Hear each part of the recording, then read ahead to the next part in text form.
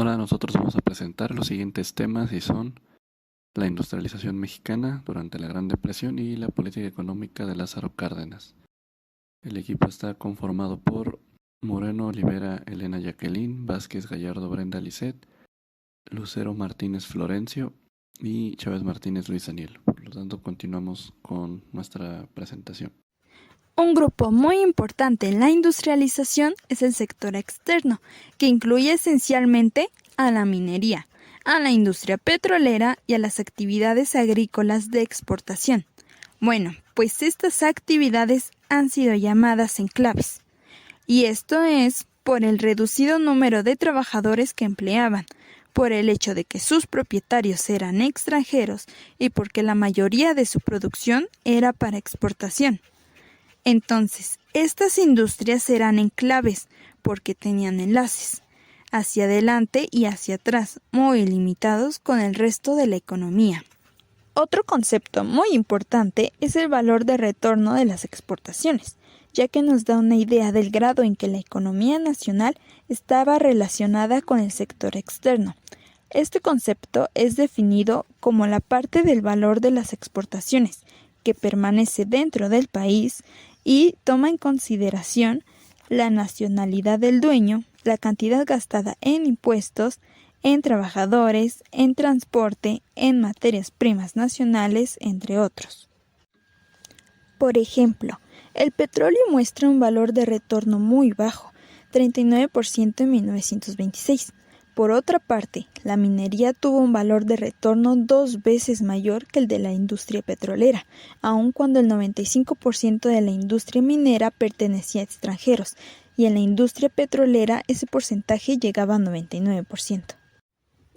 En otras actividades, con un valor de retorno de entre 82 y 87%, la proporción correspondiente de la industria en manos extranjeras variaba del 12 al 86%.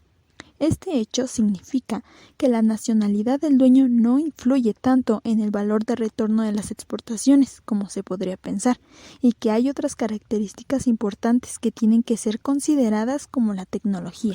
Entonces, esto quiere decir que entre más grande sea la proporción de insumos nacionales en la producción bruta y entre más intensiva en trabajo sea la tecnología de la industria, el valor de retorno de las exportaciones será mayor.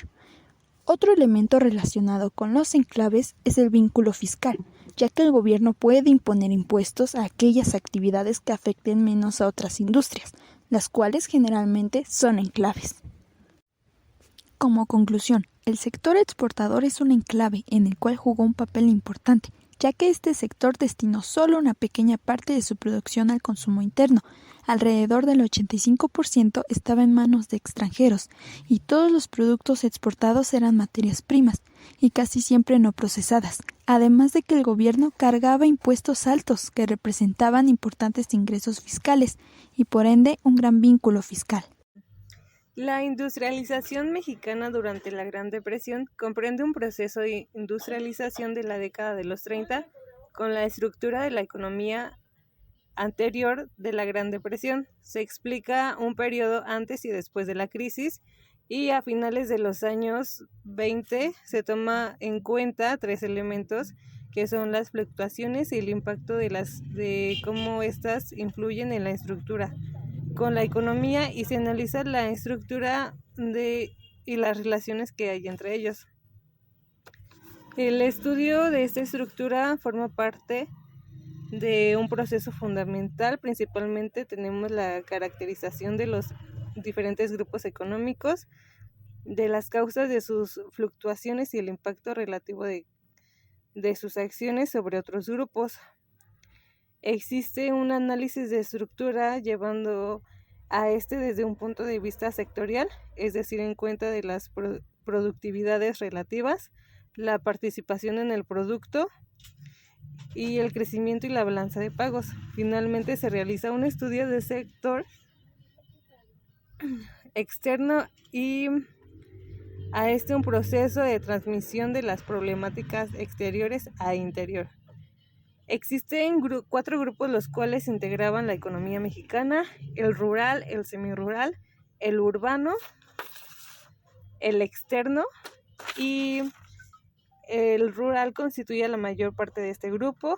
El semirural trabajaba las actividades y semicomerciales previas a servicios relacionados con el comercio y la comunidad. El urbano relativamente moderno en la agricultura, y el externo incluía la, la industria petrolera y actividades agrícolas de exportación. Y esa crisis se sintió hasta de 1925 hasta 1927, y los términos de intercambio y el volumen de exportaciones disminuyó bajo la demanda, y también a esto disminuye el ingreso. La Gran Depresión impactó la economía nacional y a través de eso los ingresos fiscales. La economía mexicana pudo recobrarse en 1932 y tuvo factores de crecimiento, antifluctuaciones de valor de las exportaciones, y la exportación del petróleo permitió la adquisición de materias primas. La política económica en la época de Lázaro Cárdenas. A lo largo de los siguientes años, se analiza la política económica del gobierno del general Lázaro Cárdenas, considerando dos puntos muy importantes. Uno, el marco institucional de la política económica. Dos, el desarrollo de la economía. En el marco institucional de la política económica, al comenzar la década de los años 30, el gobierno apenas obtuvo algunos de los instrumentos de política económica para una influencia efectiva en el ámbito económico. En relación con la política fiscal, el establecimiento del impuesto sobre la renta de 1936 y el crecimiento de la actividad industrial habían permitido que finalmente los impuestos a la actividad económica interna se equipararan con los relacionados con el sector externo a principios de la administración cardenista. Por su parte, el tipo de cambio se había estabilizado finalmente en noviembre de 1933, después de sufrir una depreciación nominal del 67% y una depreciación real del 53% desde 1929 hasta esta fecha. Punto número 2. El comportamiento general de la economía.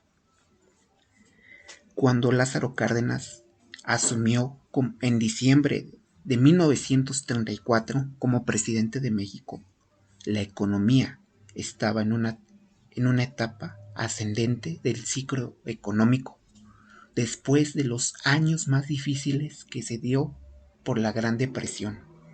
Así, entre 1932 y 1934, el Producto Interno Bruto real creció casi un 19%, mientras que los precios también se recuperaban.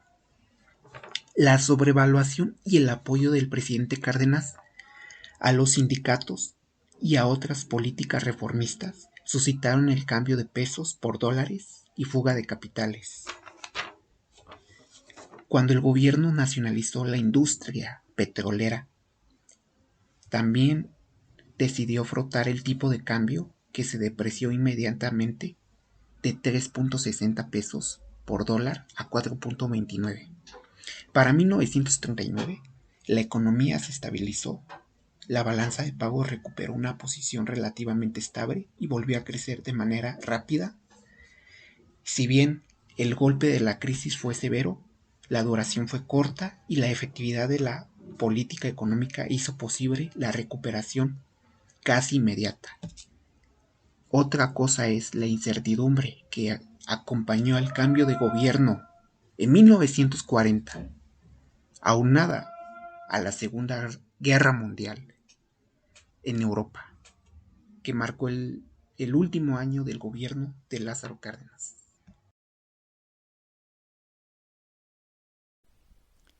Bueno, continuando la presentación acerca del cardenismo, pues bueno, hay varios puntos a destacar, precisamente, bueno, ya abordando esta parte, acerca de que, bueno, la política económica que seguía el presidente Lázaro Cárdenas era una política pues altamente influenciada por el keynesianismo. Esto precisamente porque pues Cárdenas viene, bueno, habría que recordar que él está en un periodo de 1934 a 1940. En este sexenio pues se viene saliendo de la crisis del 29, con ese caso de la Gran Depresión, y parece que afectó tanto a Estados Unidos como a México como al resto del mundo. Y justamente también, además, Cárdenas venía enfrentando la situación post-revolucionaria, porque pues como recordamos, después de la Revolución Mexicana hubo una inestabilidad política muy alta y precisamente por eso en México existía el problema de que la moneda no era utilizada, la moneda oficial era utilizada monedas de plata que eran acuñadas de forma artesanal casi casi, por lo que precisamente una de las primeras políticas económicas fue, en el caso de Cárdenas, fue la política monetaria, la cual era de aumentar la masa monetaria oficial, en el caso de moneda oficial, por ejemplo, se sabe que aumentó en un 100% de 1934 a 1940, o sea, prácticamente aumentó muchísimo la masa monetaria. Así que pues también se sabe que esto era con motivo de que ante la crisis cambiaria también, ¿no? Para solventar un poco la crisis cambiaria, y a partir de eso también podemos destacar su política fiscal. En el caso del presidente Lázaro Cárdenas, la política fiscal estaba basada más que nada en el déficit. Esto precisamente porque siguiendo un poco la receta New Deal del presidente Roosevelt de Estados Unidos, lo que básicamente Cárdenas también quería hacer era redirigir el gasto y redirigir en ese caso también los presupuestos. Por ejemplo, se estimaba que había un déficit fiscal más o menos no iba a ser superior a 2 millones de pesos, y terminó en 1938 siendo de 66 millones de pesos. Pero ante esto también se destaca que precisamente el gasto público fue redirigido de gran manera. Por ejemplo, había un gasto alrededor del 60% destinado al gasto militar, el cual terminó redirigiéndose a tan solo un 20%, el cual terminó, por ejemplo, en salud, educación y sobre todo infraestructura. Y esto además ayudó a solventar aquella crisis de balanza de pagos que surgió en el 38 debido a que Estados Unidos sancionó a México tras la expropiación petrolera, y esto provocó una crisis bastante importante a nivel de la moneda nacional, lo cual se sustentó en ese caso Cárdenas a través de ella gracias a pues, su política de redirección de gasto, de manera que si bien había un déficit fiscal bastante alto, no había tanta recaudación con respecto al endeudamiento, sí había en ese caso una solvencia económica, porque sobre todo esta redirección de gasto, como ya no era dirigido a lo militar, provocó que hubiera más ingresos de los que ya había anteriormente. Aproximadamente aumentaron los ingresos públicos en un 30%, lo cual es bastante. Y habla de que realmente cuando llaman a Cárdenas un presidente populista, pues no es del todo sustentado, porque pues él está reaccionando a la situación económica de coyuntura que existía en ese momento, que era después en ese caso de México, después de la revolución, y todavía después de la revolución, después de la Gran Depresión. Por lo tanto, respecto a su política económica, por mi parte y por parte del equipo, pues podemos concluir que es una política económica keynesiana, y es una política económica que está adecuada a su tiempo, porque responde muy bien hacia cada uno de los aspectos que había que tratar en ese momento en México.